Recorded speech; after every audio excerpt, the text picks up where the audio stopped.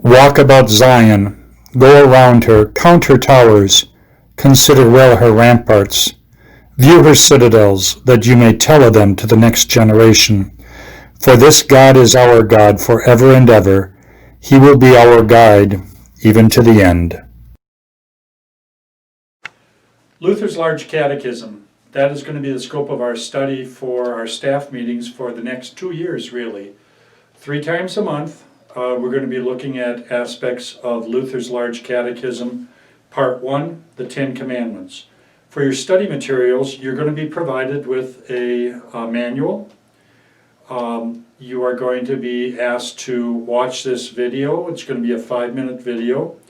You're going to be asked to participate in discussion. We're going to ask you to go to the GroupMe staff meeting message thread. The GroupMe staff meeting message thread. There's questions at the end of the lesson in your manual. We're going to ask you to answer one of those questions and also respond to another staff member's answer. Certainly you can answer more, you can respond to your heart's content, but you have to post one answer and you have to post one response on the GroupMe staff meeting message thread to get credit for that class. All right.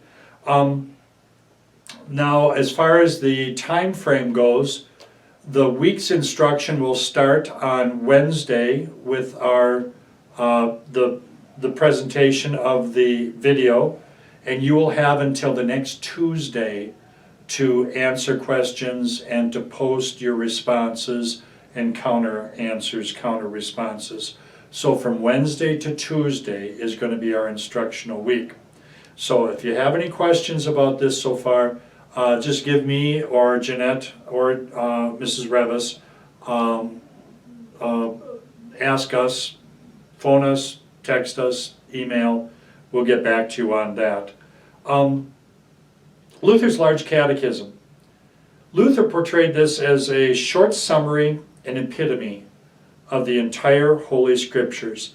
He believed that in this catechism you could have the entirety of Christian doctrine, that you may learn it, and especially that they may always teach the same.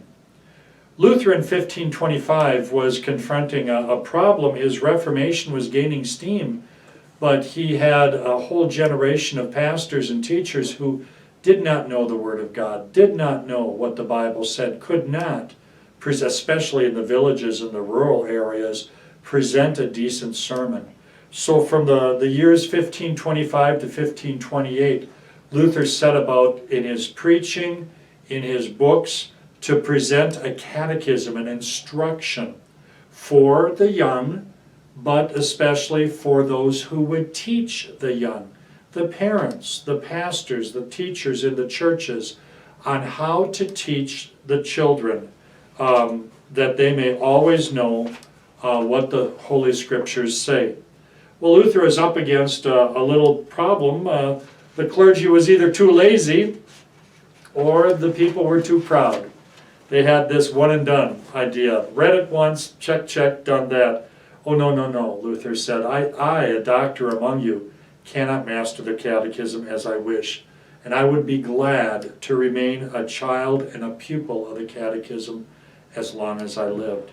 He saw that this was something which would be a lifelong pursuit, to read those 5 parts of the catechism, to daily think about them, the 10 Commandments, the Creed, baptism, the Lord's Supper, and the Lord's Prayer.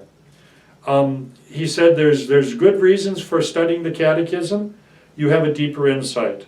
It's effective against the devil, a pest control, he called it, and certainly it is a command of God.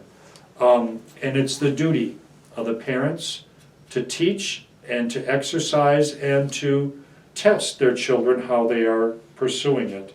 In the lesson you are going to see this logo.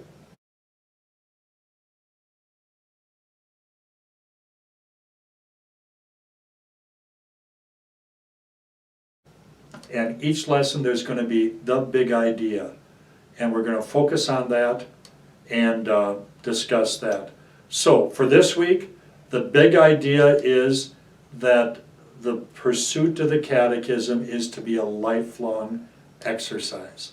Thanks for watching. Read the large Catechism sections indicated and give us an answer and a response. Thanks so much for your time.